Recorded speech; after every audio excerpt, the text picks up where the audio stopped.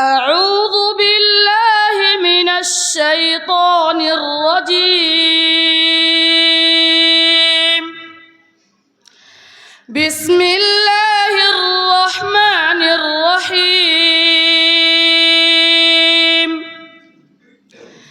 وإذ قال إبراهيم رب اجعل هذا البلد آمنا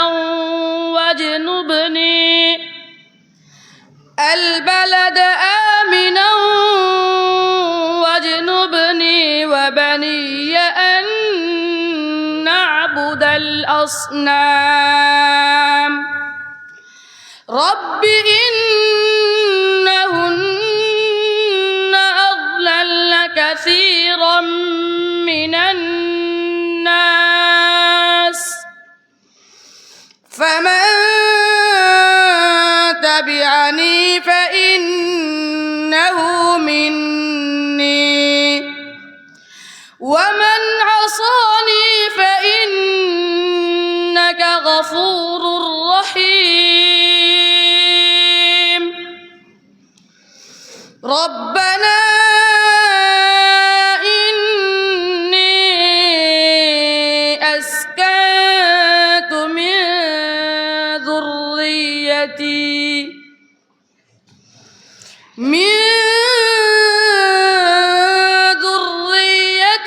بواد غير ذي زرع عند بيتك المحرم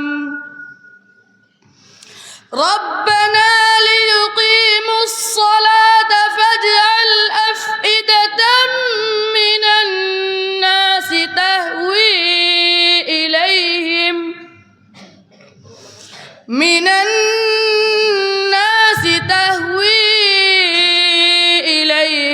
وارزقهم من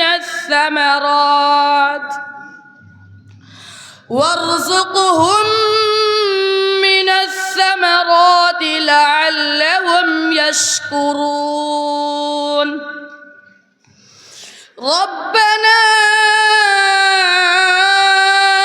إنك تعلم ما نخفي وما نعلن وما يخفى على الله من شيء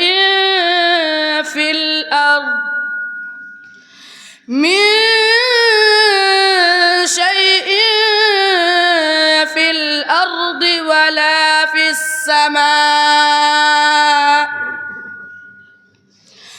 الحمد لله الذي وهب لي على الكبر إسماعيل وإسحاق إن ربي لسميع الدعاء. رب اجعلني مقيم الصلاة ومن ذريتي